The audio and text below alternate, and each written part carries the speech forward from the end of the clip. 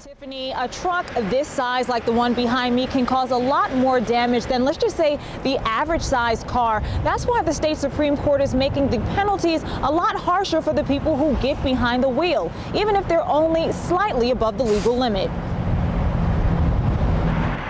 Larry Adams does the same safety checks several times a day. Lock it up and check my lights. He's been a truck driver for the past 12 years and knows both the good and bad of what some drivers do while on the road, especially when it comes to drinking. Cans along the parkways and in the trash cans at rest stops. He says he agrees with the state Supreme Court's decision to make laws harder on commercial drivers caught over the legal alcohol limit. You got to have your full capabilities as far as I'm concerned, and alcohol doesn't get involved in that.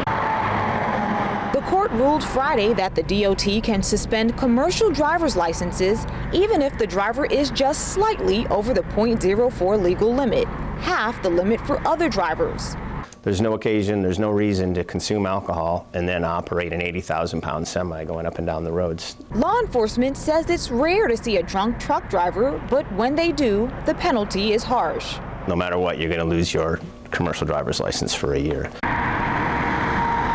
So far, truck drivers seem to agree.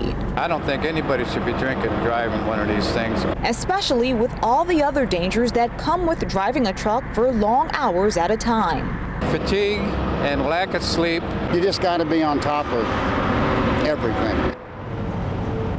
And oddly enough, I didn't find any truck drivers who were against today's ruling. They all said they're all for anything that keeps them and other drivers on the road safer. We're covering the corridor in Cedar Rapids. Kim Wynne, CBS 2 News. Well, Tiffany and Scott, as you can imagine, Craig says he's thankful to be safe and back at home. And even though he wasn't injured, he says the loud boom of the explosion and the panic made it one of the scariest days of his life. I get cleaned up and things.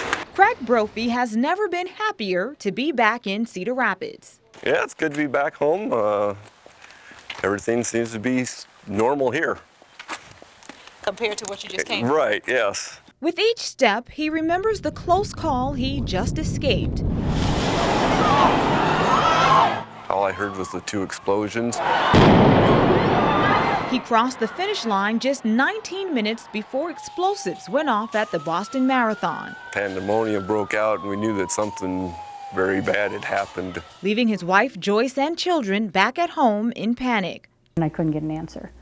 So that kind of concerned me. Was he nearby? Was something still going on? Questions that have kept his phone ringing for the past 24 hours. Contacting family and friends to make sure and telling them I was all safe.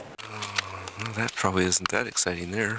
Showing off souvenirs of the race. I'm not sure what place I was, but it was a 3:44:03. Brophy, who's running marathons for the past 18 years, is just happy to come back with the biggest prize of all, himself.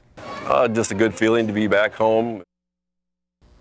Now, Craig's family says they're having a family dinner this weekend to celebrate his safe return. In the studio, Kim Wynne, CBS 2 News.